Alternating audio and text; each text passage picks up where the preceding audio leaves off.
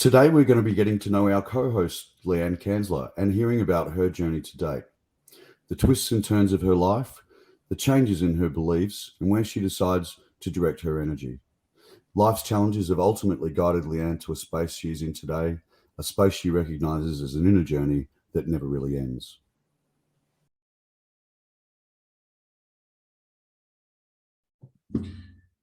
Welcome to Men, Women and Happiness, our second episode. Today we're going to talk about Leanne. Actually, we're going to talk about Leanne's experiences and love life and her experiences in relationship and some of her learnings. So, just a chance to get to know us a little bit better. We felt that we, wanted to vulnerably offer up our journeys and talk about our experiences. So I'll hand over to Leanne to give us a little run through, and I'll be interjecting through the way because I'm sure I'll have heaps of questions. I'm sure you will. Thanks, Scott. Hi, everybody. So much to talk about, I guess. Where do I start? But what I thought I would start with today is my first marriage. So I'm definitely happily married now, but that is not always the case. So I met my first husband when I was only 17. He was 19. So really we had no clue how to do relationships successfully. We somehow managed to get to a point where we got engaged and got married, and I was only 20 and he was 22. And there was many red flags during that time where we would fight and break up, and he would yell at me and stuff. And I just thought that I wasn't good enough and it was my fault, or I could fix him, or whatever else it was that was going through my very young and immature mind. And then Can I ask you a question about that? Do you think that Yes. Some of that argumentative stuff, was there anything that you've learned from, your parents' relationships or anything like that came into that acceptance? Or I never heard my parents argue. There you go. I'm sure they did, but funnily enough, I do remember when I was a little girl, they were talking about business and money and stuff, and it wasn't a good conversation. And I used to sit in the hallway and listen to them talk about it because it freaked me out and I was scared about what was going to happen.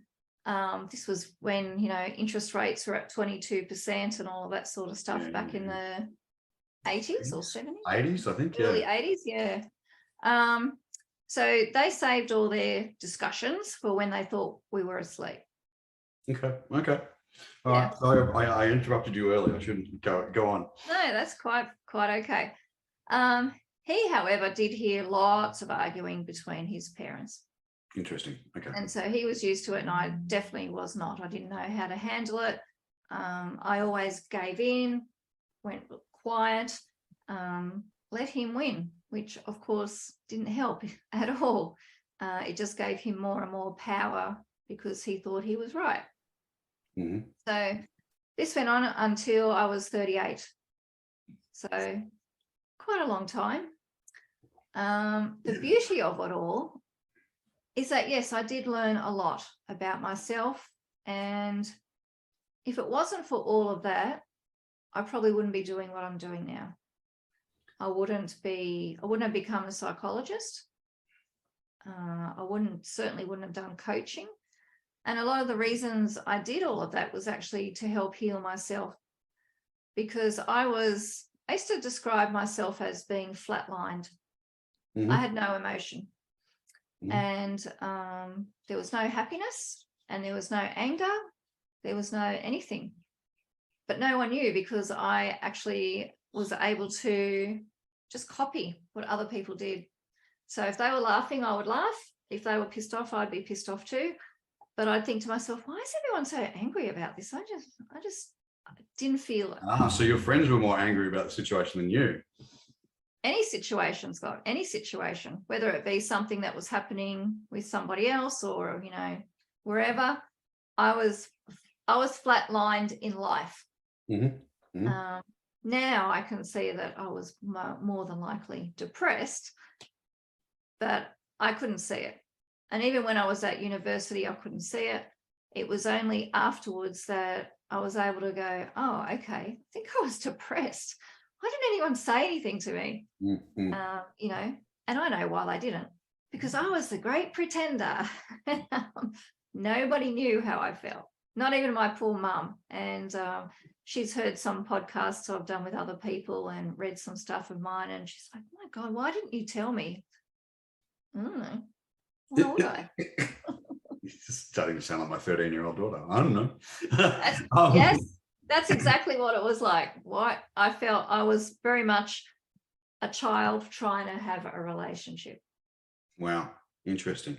And so you said you learned a lot. What, maybe the top 3 or 5 things that you really learned that you had to dig into to turn around the way you relate? Well, first of all, not to blame the other person for everything that goes wrong. So he kept telling me that there was something wrong with me and I was the cause of all of our problems, blah, blah, blah. And in my mind, it was his fault. So I wasn't going to go and get therapy or anything else along those lines. Finally, when I was 30, I did go to therapy, but only to shut him up. Mm-hmm. And in that one session, I came home and I said, I'm going back to university. I hate my life. This is why I'm so unhappy. And I'm going to study psychology. Mm-hmm. And he was really pissed off about that decision.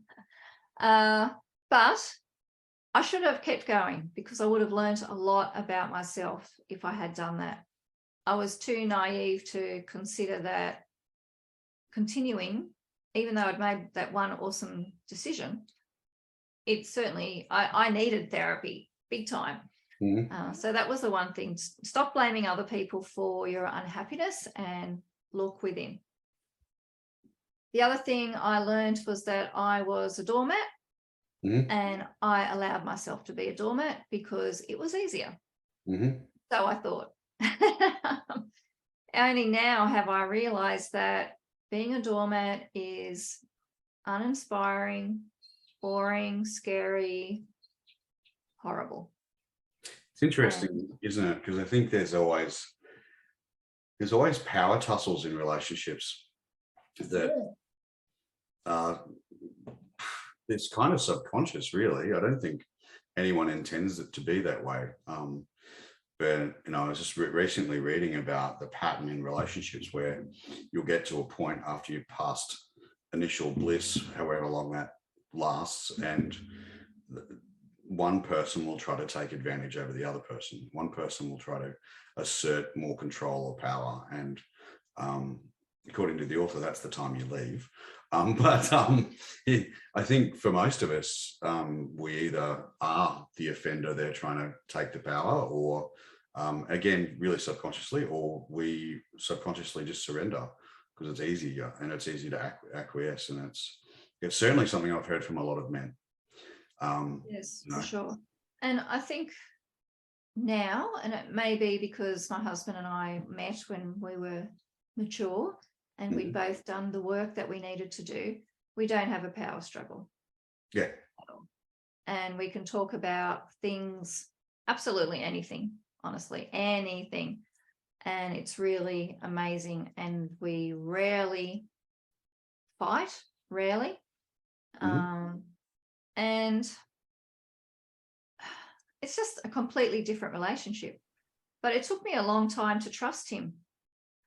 So, one of the things that often went wrong that I was accused of doing not right was the whole sex thing, because, I was put down so badly that why the heck would I want to have sex with this guy? This is my first husband.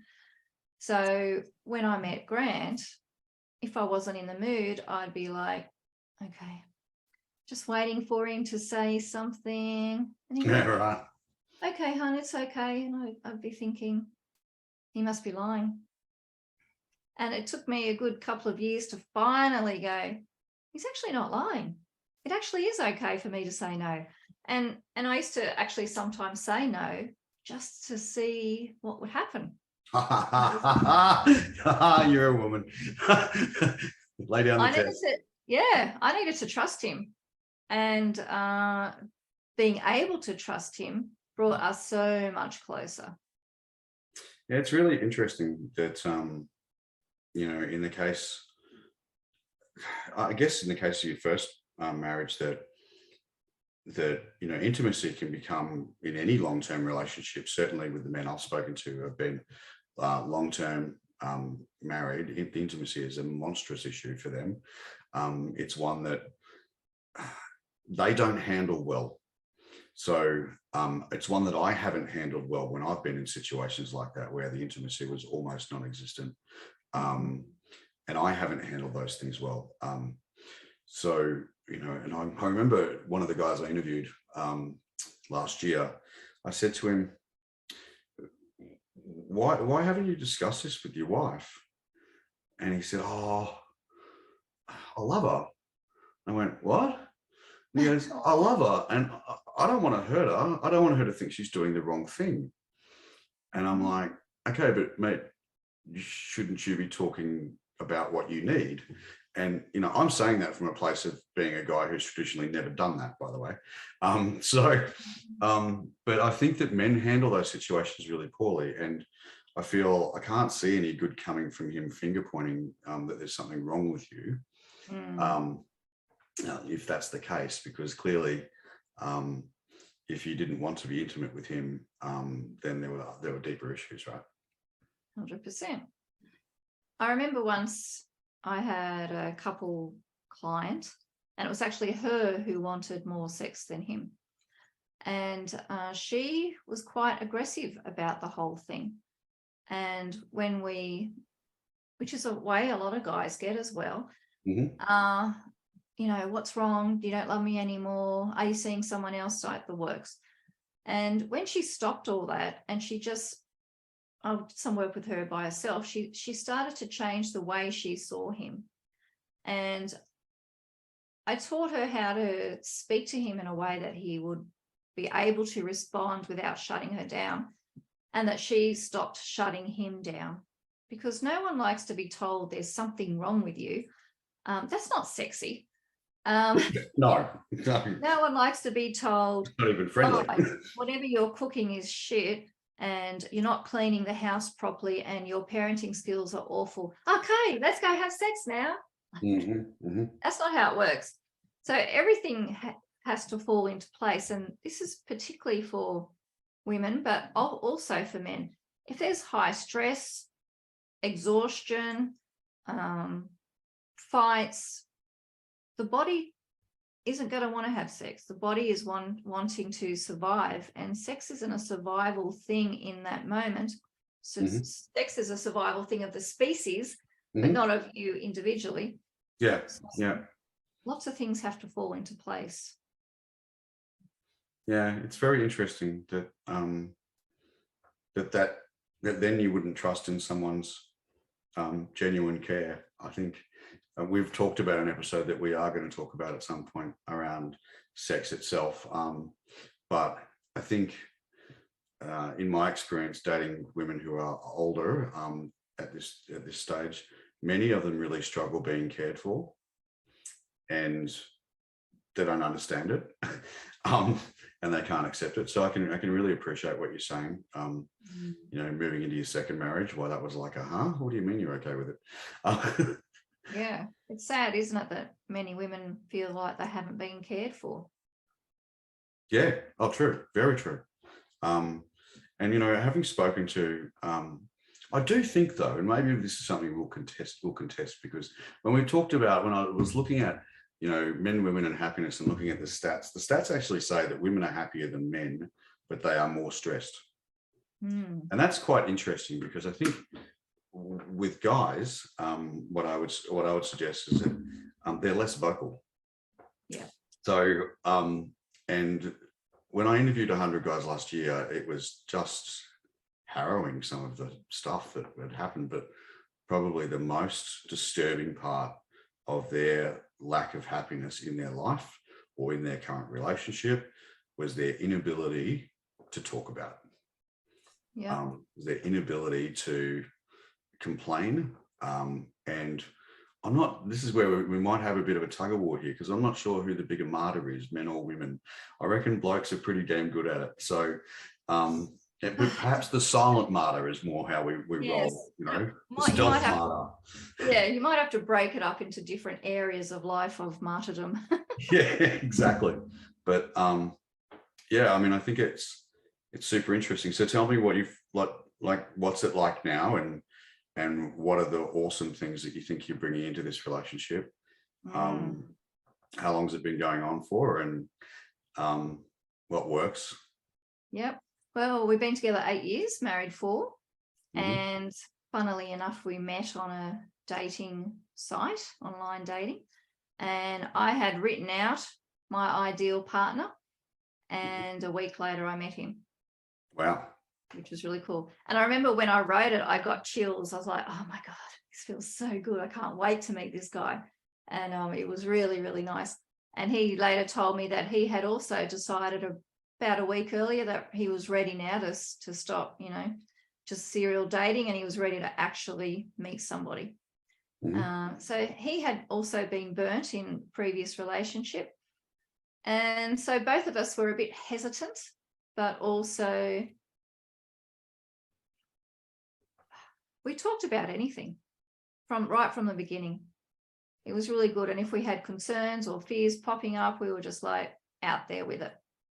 And I remember when we'd been together about 3 months and we were lying in bed, and this voice just came to me so clear that said, he's going to break up with you.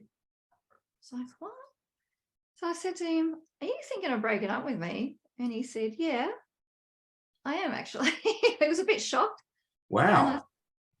Yeah, I know, right? That's never really happened to me before that clearly. And we talked about it, and it was too good, and he was afraid.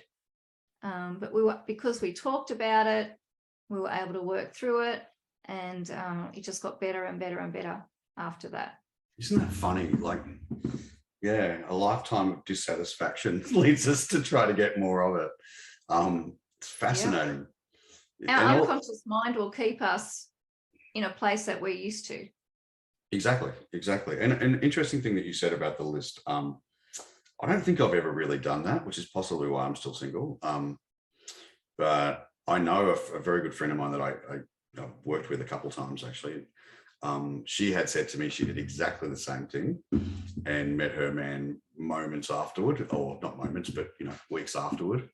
And same deal. She's really happy, and they've just had a child together, and it's a beautiful thing. But maybe that's a tip for anyone out there dating, that although maybe you do have to get to a point where you may be ready as well before you can write that list.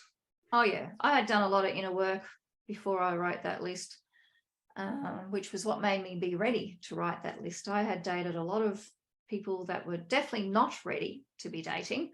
Mm-hmm. And that's what led me to do the divorce coaching and starting with men, because I figured, well, if I can help the men, and there was a lot of people who were working just with women, perhaps I can balance it out a little bit.